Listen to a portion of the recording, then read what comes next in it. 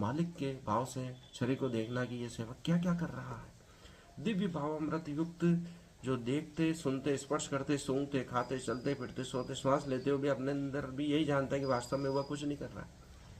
वह ये सोचता है कि सूंघते खाते आदि कार्यों में वह स्वयं उनको संचालित नहीं कर रहा है।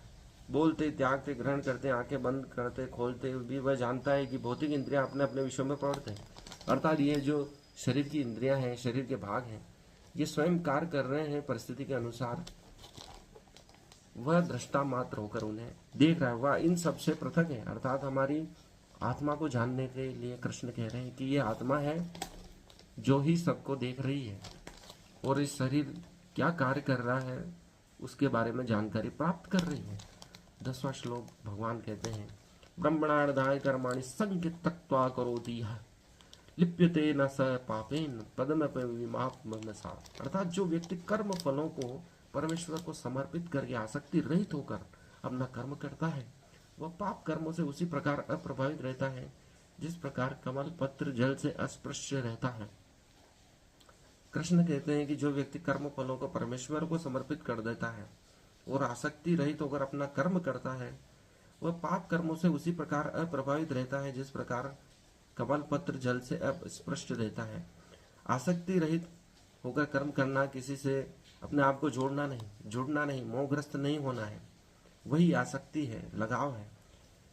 कर्म फलों को परमेश्वर को समर्पित करते हुए अपना जो भी कर्म है, कर्म उसके फल को भी परमेश्वर को समर्पित कर दो कि परमात्मा तू ही करवा रहा है, तू ही फल को प्राप्त कर रहा है, मेरा कुछ भी नहीं, मेरा मुझ में कुछ भी नहीं, सब कुछ है जो तेरा है।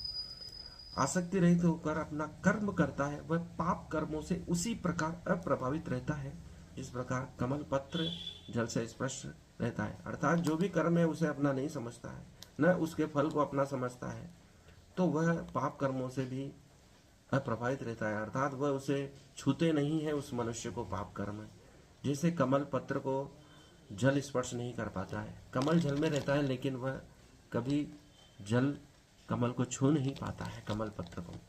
11वां श्लोक कहता है, कायन मनसा बुद्धया केवलेन्द्रिय प्रेरित योगिनः कर्म कुर्वाणि संयत्त्वा शुद्ध हेतये। योगी जन आसक्ति रहित होकर शरीर मन बुद्धि तथा इंद्रियों के द्वारा भी केवल शुद्धि के लिए कर्म करते हैं।